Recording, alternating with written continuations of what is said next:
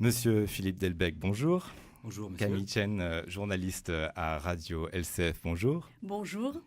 Monsieur Philippe Delbecq, je rappelle que vous êtes professeur de droit à la Sorbonne. Vous y assurez notamment le cours de droit maritime et transport. Vous avez rédigé de nombreux ouvrages, dont un a particulièrement attiré mon attention aujourd'hui, celui de droit maritime, publié chez Dalloz en 2014. Alors, monsieur le professeur, qu'est-ce que la liberté de navigation ? Merci. Merci de cette question. Alors, la liberté de navigation, je voudrais dire qu'elle est reconnue par la Convention de Montego Bay, la Convention sur le droit de la mer, Convention de 1982, et qui lie de très nombreux États, dont la Chine, dont la France. On reviendra sans doute sur les ratifications. Oui. Et cette liberté de navigation, donc, elle est affirmée par cette Convention internationale en haute mer. Et en haute mer, cette règle essentielle du droit de la mer a été reconnue, c'est le free flow of shipping, c'est-à-dire cette liberté de navigation.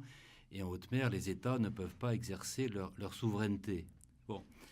Et donc on reconnaît différentes libertés, dont la liberté de survol, la liberté de la pêche, la liberté de poser des câbles et la liberté de la navigation.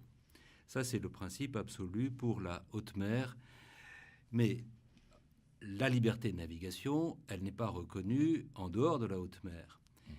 Et dans les eaux territoriales, puisque nous allons parler, je crois, beaucoup d'eaux territoriales et du régime juridique des eaux territoriales, la situation est différente. L'État côtier exerce sa souveraineté dans les eaux territoriales. Souveraineté donc, entière. Ses prérogatives de puissance publique, il les exerce sur la terre, il les exerce dans les eaux intérieures et il les exerce également dans les eaux territoriales. Alors, donc, dans cette partie qui comprend, c'est une partie de 12 000 marins à partir de la ligne de base. Donc, et dans ces eaux territoriales, encore une fois, la souveraineté s'exerce avec une limite qui est le droit de passage inoffensif. Alors, justement, sur cette notion de droit de passage inoffensif, comment est-ce qu'on pourrait définir si un passage est offensif ou inoffensif selon les dispositions de cette convention? Oui, alors une petite précision, c'est que ce droit de passage inoffensif n'est pas l'expression de la liberté de navigation comme certains le laissent entendre. Encore une fois, c'est simplement une limite à la souveraineté qui est exercée par les États côtiers. Alors ce droit de passage inoffensif, il est envisagé par la Convention de Montego Bay et il correspond à un vieux principe de droit international coutumier, si j'ose dire. Et on le trouve exprimé aujourd'hui dans l'article 17 de la fameuse Convention qui prévoit expressément que les navires de tous les États, jouissent d'un droit de passage inoffensif dans la mer territoriale. Alors, ce droit doit être peut être exercé donc par tous les navires de commerce, les navires de pêche ou les navires de plaisance ou les navires de guerre, les navires de la marine nationale, mais dans la mesure où ce droit est exercé d'une manière inoffensive et d'une manière rapide, d'une manière continue. Bon. Alors, que signifie ce caractère inoffensif ? Bien, le passage peut devenir offensif lorsqu'il porte atteinte à l'ordre public de l'État côtier, lorsqu'il porte public à la paix, lorsqu'il porte public à la sécurité de l'État côtier. Alors, la Convention de Montego Bay est allée un peu plus loin dans la définition de ce caractère inoffensif ou offensif en pointant, si j'ose dire, un certain nombre de cas qui sont répréhensibles. C'est le fameux article 19. Tel est le cas, par exemple, lorsque le navire qui traverse les eaux territoriales fait œuvre de propagande. Tel est le cas également lorsque le navire pratique de la pêche, parce que la pêche, elle relève, le navire étranger pratique de la pêche, parce que la pêche, dans les eaux territoriales, ne peut être exercée en principe que par les ressortissants de l'État côtier. Tel est le cas également lorsque, si vous voulez, il y a une pollution délibérée dans ces eaux territoriales par le navire qui exerce son droit de passage inoffensif. Et de manière plus générale, on peut dire que le passage devient offensif dès l'instant que les activités accomplies par ces navires sont sans rapport direct avec le passage. Donc s'il n'y a pas de rapport direct avec le passage, il y a un caractère offensif. Et par conséquent, l'État côtier peut prendre toutes les mesures nécessaires qui s'imposent. Voilà. Ce qui semble avoir été le cas plusieurs fois dans la mer de Chine méridionale lors du FONOP effectué par la marine des États-Unis en 2015.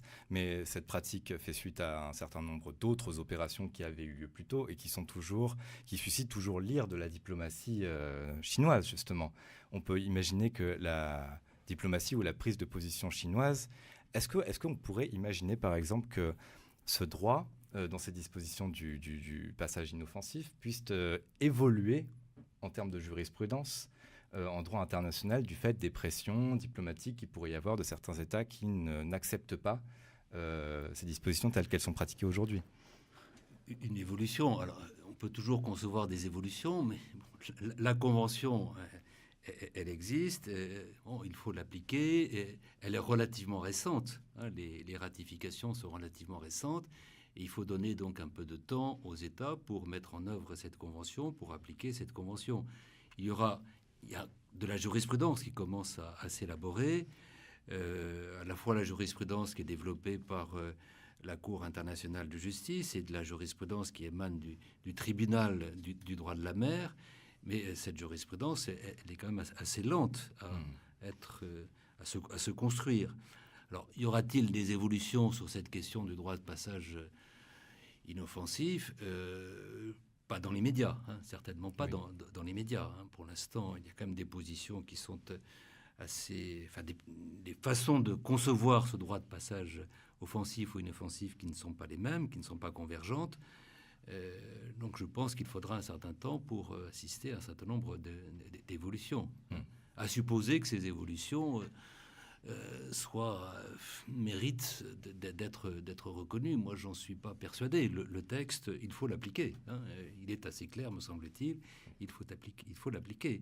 Et j'ajouterais une chose, c'est que les États-Unis, tout de même, si je peux me permettre, les États-Unis n'ont pas ratifié la Convention de Montego Bay. Oui, je me suis aperçu de ça en travaillant le sujet, justement. Les États-Unis c'est un comble. N'ont pas à donner, me semble-t-il, là je parle avec toutes les réserves qui s'imposent, il faut toujours être très diplomate et très prudent, mais les États-Unis n'ont pas à donner de leçons à la Chine sur l'application de la Convention. La Chine a ratifié la Convention, les États-Unis non. Donc, et pourquoi justement? Parce que les États-Unis ratifient, vous savez, très peu de conventions internationales. Ce ne sont pas les bons élèves du droit international. Et pourtant, les États-Unis se permettent de donner des leçons à tout le monde, notamment à la Chine. Oui, surtout en ce moment. Oui.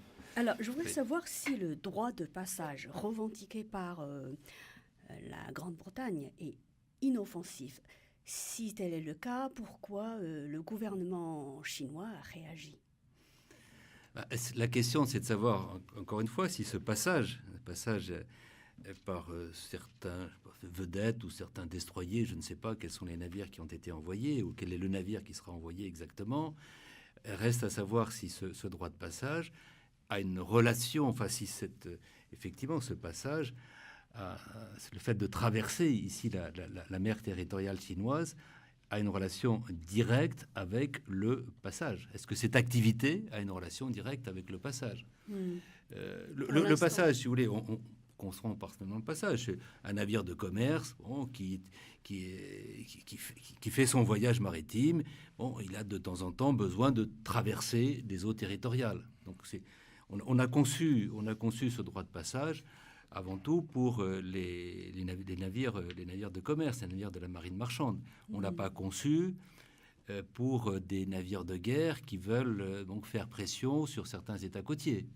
Donc il ne faut pas instrumentaliser ce droit de passage inoffensif, me semble-t-il, pour exprimer des positions politiques, ou exprimer certains soupçons que l'on peut avoir à l'égard de tel ou tel État. Certains soupçons, donc nous poursuivons dans 5 minutes après une petite pause musicale.